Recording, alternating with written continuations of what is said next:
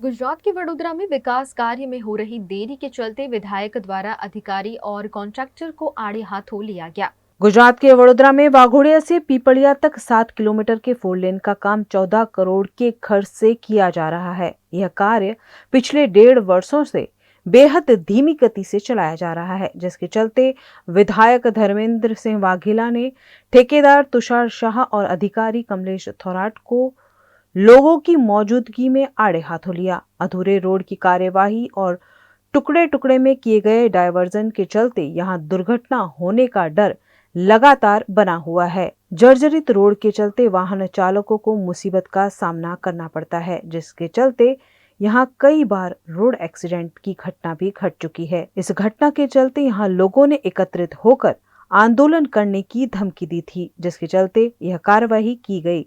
विधायक धर्मेंद्र सिंह द्वारा की गई इस कार्रवाई से हो सकता है कि कछुए की गति से चलने वाला यह कार्य अब जल्दी संपन्न हो। આના વિરોધમાં ગુનો દાખલ કરો ફોજદારી અને હું ફરિયાદ જ કરો. ફોજદારી ફરિયાદ કરો એ સાહેબ ઉપર એ કોન્ટ્રાક્ટર ઉપર ત્યાં સુધી હતું કે 15 દિવસ એને બી હાલ રાખો હજી ખાડા પુરાણા છે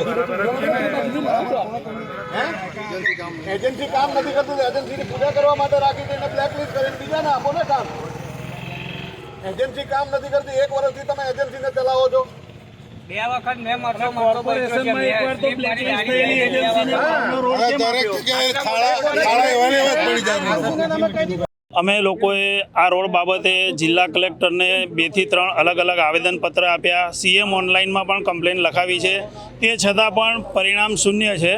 જાડી ચામડીના અધિકારીઓ અને ભ્રષ્ટાચારી કોન્ટ્રાક્ટરોને આની સહેજ પણ અસર નથી। સીએમ ઓનલાઈનમાં આપણે અરજી આપીએ કે પછી કલેક્ટરને આપીએ, આમને કોઈ ફરક પડતો નથી। લોકો આ ખરાબ રોડના લીધે દર અઠવાડિયે 1 થી 2 વ્યક્તિ મરી રહ્યા છે અને સરેરાશ રોજના 2 થી 3 અકસ્માત થઈ રહ્યા છે।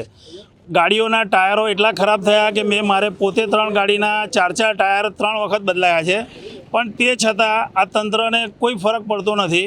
ઉદ્યોગ ભારતી તરફથી ઉમેશ જૈન હું બોલી રહ્યો છું। અમે લોકો ફેબ્રુઆરીથી કલેક્ટર સાહેબને, મામલતદાર સાહેબને અને મુખ્યમંત્રીજીને પણ લેટરો લખ્યા હોવા છતાં